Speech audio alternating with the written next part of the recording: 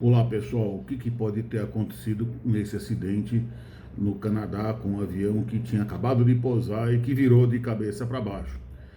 Então vou falar como engenheiro mecânico que eu sou, aviador também, tirei brevê no mesmo aeroclube que eu fui instrutor de meteorologia, e vamos ver o que a gente pode tirar de algum tipo de informação para acalmar o coração aí das vítimas que ficam no solo, que ficam vivendo, mas que ficam se sentindo bastante amarguradas com os acidentes.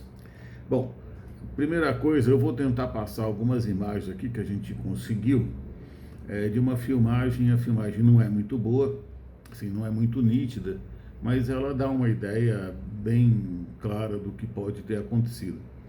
Então vamos lá, a primeira parte da explicação é que o voo transcorreu normalmente. É um avião da Bombardier, é meio que parecido com o RJ-145 que a gente tem aqui no Brasil, o avião da Embraer. E vocês notem que esse avião ele vem para pouso sem nenhum tipo de problema, tranquilo, a aproximação dele estava equilibrada, tá certo? O avião aparentemente não tem nenhum problema aqui de aproximação. E aí ele vem para tocar a pista. Veja que ele toca a pista com as asas também. Relativamente, pelo que eu estou vendo aqui, relativamente na horizontal. Tem uma coisa importante no avião, que é o equilíbrio.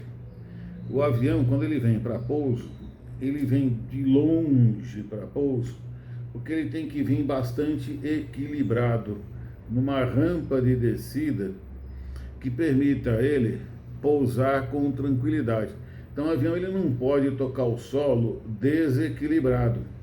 Ele não pode tocar o solo com mais força num trem de pouso. Essa é a minha área, eu sou engenheiro mecânico e a gente trabalha com forças na engenharia mecânica, né? O que a gente nota é que apesar de ele estar bem estável na primeira imagem, ou seja, ele não tinha nenhum problema de aerodinâmica, não tinha nenhum problema de meteorologia que estivesse afetando, que estivesse desequilibrando esse avião. Aparentemente, quando ele vai tocar o solo, que é essa segunda imagem que a gente tem, pode ser algum tipo de efeito por conta de como a imagem foi feita, mas a gente nota um certo desequilíbrio. As turbinas já não estão mais, sem traçar uma linha horizontal, as turbinas não estão mais na horizontal. Aparentemente está forçando um pouco mais para a direita. Ou seja, esse avião ele começou a pivotar, ele começou a querer dar uma virada, uma guinada que a gente chama, para a direita. O que pode ter ocorrido neste caso? Pode ter ocorrido uma rajada de vento.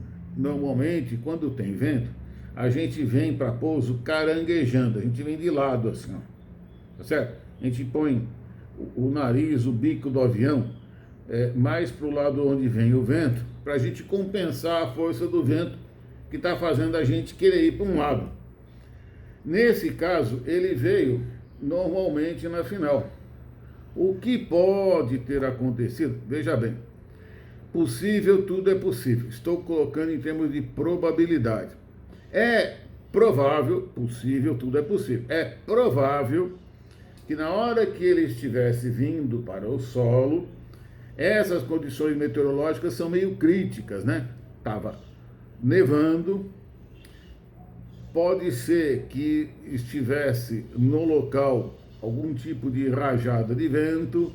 Então, na hora que ele vem estável para o pouso, dá uma rajada de vento. Na hora que dá essa rajada de vento, ele acaba pousando mais com um trem de pouso do lado direito do que os dois, né? Então, o trem de pouso ele é feito, ele é calculado, essa é a nossa parte, né, na engenharia mecânica, calcular as forças no trem de pouso. Então ele é calculado para que cada trem de pouso consiga suportar metade da carga total do avião. Ele pousa com os trens principais. O que fica na frente chama bequilha. Então ele vai pousar metade em cada trem de pouso, em cada uma daquelas hastes do trem de pouso. É claro que isso não ocorre sempre perfeitamente. Então, ele também é dimensionado para, provavelmente, suportar 1,5 vezes essa metade da carga. Então, até 70%, eu não sei, eu não calculei, tá certo?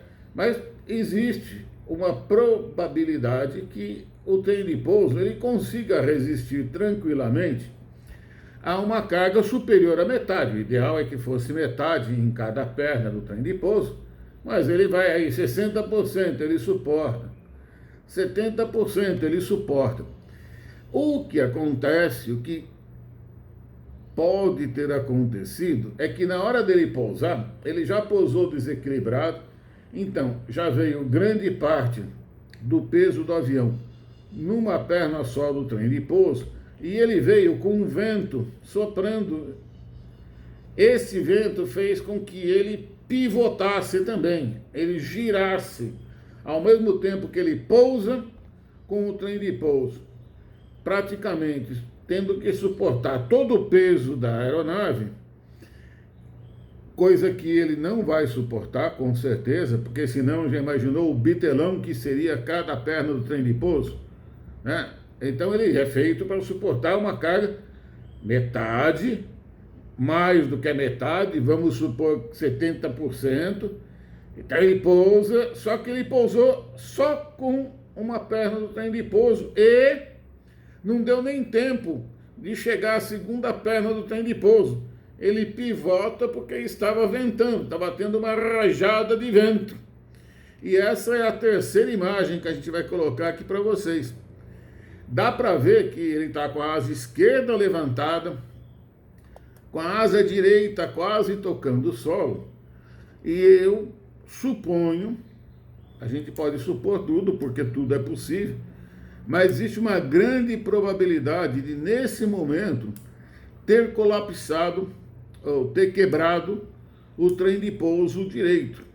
Daí a gente vai para a próxima imagem, e nessa próxima imagem a gente vê claramente que ele já não tem mais o trem de pouso direito, o trem de pouso principal. A asa já começa a tocar o solo. Então agora imagina que você está andando, isso é fácil de imaginar para uma pessoa leiga. Não precisa estudar, ter pós-doutorado para saber disso.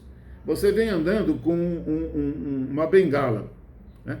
Se você estiver andando com essa bengala e essa bengala quebrar, ou se você não conseguir apoiar com a bengala, você vai cair para o lado onde não tem apoio. É esse o caso. Não tinha apoio. O que ele vai fazer? Ele vai cair para o lado. Só que além de cair para o lado, ele vai pivotar, ele vai ter o que a gente chama de um momento, força vezes distância. Então veja, ele vai ter uma força aplicada, ele vai pivotar e ele vai girar. Ao girar, deve ter arrebentado a asa, porque também a asa, com esta força, ela acabou não suportando, colapsou também a asa. Ela não tinha a estrutura necessária para suportar toda essa força. Quando ela está voando, ela tem estrutura suficiente para suportar o movimento de sobe e desce da asa, e até um pouquinho de um lado do outro. Mas ela não tem para suportar esse movimento de quebrar. Então vai quebrar como se estivesse quebrando um pedaço de osso, de galinha, sei lá. Então, veja, ele veio, quebrou uma asa, quebrou o trem de pouso da perna direita, e ele veio com um movimento. Esse movimento fez com que a asa que estava no chão quebrasse, e ele pivotou, virou 180 graus. E o que é interessante no meio de tudo isso é que, vocês notem, a gente sempre costuma dizer que a aviação é segura. Vocês vejam que mesmo no caso deste acidente, o charuto, que é a cabine, ficou praticamente intacta, né? Onde estavam os passageiros, não aconteceu nada, porque aquela cabine dos passageiros, aquilo que a gente chama de charuto, a fuselagem do avião, ela é calculada como se fosse um túnel. É basicamente a mesma coisa, as forças vão agir, tá certo? De uma tal maneira que os anéis ali, que dão a estrutura do avião, que dão a estrutura mecânica da fuselagem, eles suportam muito bem esse tipo de força, que o avião é feito para isso. Então o avião, apesar de ser extremamente leve, ele é feito então com ligas leves à base de alumínio, que é mais leve que o ferro, mas ele é calculado de uma tal maneira que a sua resistência mecânica seja bastante grande, né? E no caso da fuselagem, então, que é aquele charuto, você pode virar ela que não acontece muita coisa, que é esse o caso. Já a asa não, a asa ela tem um problema que a gente chama então de momento, que é força vezes distância. Ela veio, bateu no chão, girou o avião e ela quebrou aqui na base, como eu já disse para vocês, quebrou feito um osso. Ela é extremamente resistente, mas ela não suportou este momento. Veja, para tentar entender, tinha toda a força da fuselagem em cima da asa. Você tem a asa aqui, ó, tem a fuselagem jogando toda a força, girando em volta da asa. A asa é como se fosse uma bengala, né? Assim, ela não suportou, ela quebrou na raiz, provavelmente na raiz. Isso fez com que a fuselagem girasse, o avião virasse de cabeça para baixo. Então, dentre as probabilidades, o que eu mais acredito vendo as imagens é que houve então um problema na hora do pouso, talvez de uma rajada de vento, ou talvez de uma imprecisão, sei lá. O fato é que ele acabou pousando numa perna só do trem de pouso, quebrou, colapsou, girou, quebrou a asa, virou de cabeça para baixo. Isso é muito difícil de acontecer, tá certo? Mas assim, de novo, todo mundo se salvou, saiu bem, é um acidente sem vítimas, é um acidente grave, tem que ser feito tudo para evitar, mas vocês vejam que condição meteorológica bastante crítica, né? Neve, a neve em si não faz nada, a aerodinâmica, claro, é toda calculada para que também você consiga passar pela neve.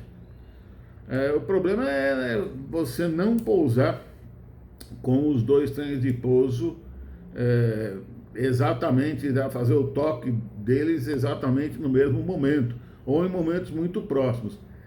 Nesse caso foi isso.